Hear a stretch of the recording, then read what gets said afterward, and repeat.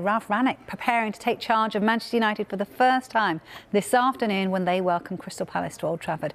For more insight into what we can expect from the new United manager, we can speak now to Stefan Bienkowski, who covers the Bundesliga for the Daily Telegraph and the Independent. Good morning to you, Stefan. Let's start with it then. Rangnick's achievements, let's talk about them in Germany. We were hearing from Melissa just a few moments ago. He's done a lot there, hasn't he? Just talk us through how highly he's regarded then. Yeah, in many ways, he's kind of considered maybe the godfather of modern German coaching. It's understandable if people who perhaps haven't heard of him in the UK maybe look at his Wikipedia page, they maybe scroll to what he's won in terms of silverware, and it's a little underwhelming, but it's obviously a little more nuanced than that. He made his name in Germany, bringing a provincial club home up to the Bundesliga, playing this kind of new brand of football, which nowadays we would know as something that akin to what Liverpool played under Jurgen Klopp. And from there, he really went from strength to strength. He's perhaps best known in Germany for basically doing the same thing with Hoffenheim, where he brought them up the league's consecutive promotions and then established them as a mid-table side. And then after that, he joined the Red Bull empire, if you want to call it that. And he's been kind of pulling the strings for a number of clubs within their group, especially within Austria and Germany. And throughout all this, he's just kind of always been coaching. He's been kind of bringing through young coaches. So in Germany, he's known as the guy who found Thomas Tuchel, Ralf Hasenhüttl, a number of players. And of course, Jurgen Klopp also attributes a lot of what he became as a manager to either sparring with Rangnick on the pitch or sharing tactics and ideas. Stefan, as we know, is a fantastic communicator, and the first impressions for people who perhaps hadn't seen him on Friday were exactly that, very clear with his messaging as well and his ideas, and extremely engaging as well. What do you think he'll bring to United? Yeah, absolutely. I think that first impression is probably exactly what you will get. When I do speak to his previous players at former clubs, the one thing I do get told is you're made aware of how smart he is very quickly. And that's not in a pompous way. It's just he's a man who has answers to everything. I think at Man United, he does have a soft touch. You know, previous players, perhaps Konate, who's now at Liverpool, the defender at RB Leipzig, used to refer to him as a father figure. So he's very good at putting an arm around the player when needed. But he's also very good at bringing these intricate training methods, tactical instructions. And I think he brings a whole package which will probably provide a lot more comfort to the players. Solskjaer was obviously very good at being a good friend to these players. I think that's a very important part of modern coaching.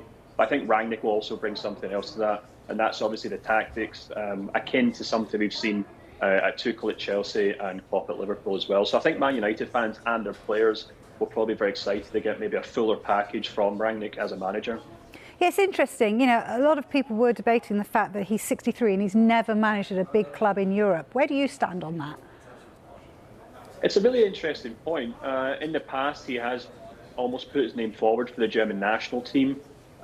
They've obviously gone in different routes after Joachim Löw. They went with Hansi Flick, which makes sense because he was obviously his assistant manager, and the German FA like to keep this kind of succession role in place. But of course, there are question marks, and I think Rangnick probably does have to answer those. He has never managed a club of this size before. He's never managed players of certain ages and certain profiles as your Cristiano Ronaldo. So as well as Man United learning a lot from what he can offer, I think this will obviously be new ground for him as well. Of course, in the past, he has been linked with much bigger clubs in Germany. I think the issue is that when he comes in, he almost demands or he expects to be in control of a lot of aspects of the football club. And where we saw maybe at Schalke and where he's linked to other clubs in the past, they weren't entirely comfortable with that. At Manchester United, it could work because they're possibly looking for someone who's happy to take those extra roles on board, someone who will coach the team, put the team out on a Saturday, but also do the homework in the background and find players to sign in the transfer window. So it could be a perfect match, and it could be the perfect big club for Rangnick to prove that he's ready to do this at this level. Stefan, he talked about Ronaldo on Friday. He said it's about managers adapting to players and not the other way around. How do you think he'll adapt to Ronaldo? Yeah, absolutely. I think we'll probably see something very similar to what we saw in the Arsenal game last week. Ronaldo proved to be a very good focal point. We saw Jadon Sancho, Bruno Fernandes, Marco Rashford playing off him in these very quick counter-attacking transitions.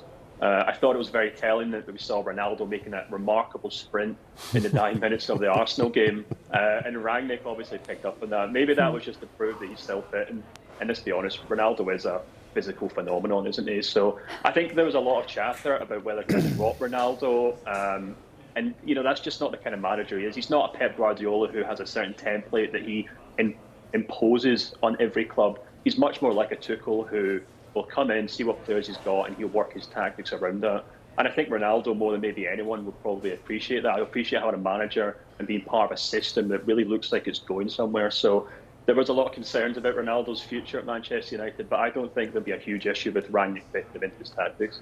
It was a fascinating press conference. He sort of left the door open to potentially staying on further than 6 months, although he was very clear that it was just 6 months. Do you think he would have wanted to get the permanent role? Yeah, I think he probably did that on purpose. He's done this in the past in Germany, of course. So obviously when he moved to RB Leipzig as basically a chief executive of their entire group, so he was in charge of the team in Salzburg and at Leipzig, he did step into the management role, or as they call in Germany, a head coach. He stepped into those roles from time to time. He stepped in before the club found Ralf Hasenhüttl, and then he stepped in after Ralf Hasenhüttl left for Southampton. But what's important here is that he also decided to take a step back once they found Julian Nagelsmann. So I wouldn't be surprised if at the end of the season everything's going well, he does put his name forward to stay on as manager. That's just the kind of guy he is. He'll want to be in charge. But I also think he's a very realistic person. He doesn't have an inflated ego.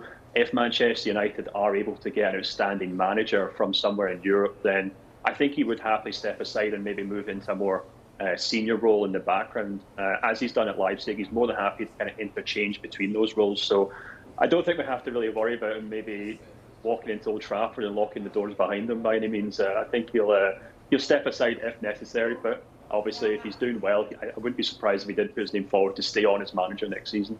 Yeah, you'd think. Just finally, Stefan, because we've got you in your German football role, I want to talk to you about this story that developed overnight from Jude Bellingham, questioning the referee appointment after the game between Borussia Dortmund and Bayern Munich, of course, Borussia Dortmund's defeat.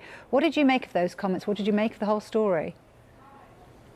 Yeah, it was blockbuster stuff. A fantastic first Der Klassiker on Sky Sports. I don't think you could have asked for any more. Fantastic game on the pitch, and then this chaos afterwards.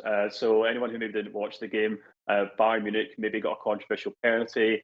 Dortmund didn't when they perhaps should have. And in the post-match interviews, Jude Bellingham and Erling Haaland both alluded to the fact that the referee in charge had, some might say, a dubious background. There was an investigation into whether he was involved in match fixing and bribery in lower leagues in German football a number of decades ago. The referee in question has, like I said, a dubious reputation. Previous senior referees in German football have questioned whether he should be refereeing in the Bundesliga, but he is a UEFA certified referee. He does take charge of Champions League games. And I think what we saw last night was a very youthful, very ambitious Dortmund side, really just trying to vent their emotions. As you guys probably have maybe already shown this morning, Marco Rose, the manager, had to get literally dragged off the pitch or off the sidelines halfway through the game because he was so furious at the referee. So I think we could probably chalk this up to maybe youthful inexperience from Bellingham. It remains to be seen whether the German FA will throw the book at him or not, but I think there'll be some lessons learned, that's for sure. Yes, I would agree with that. Thank you ever so much for joining us, Stefan. Thanks, you. Stefan.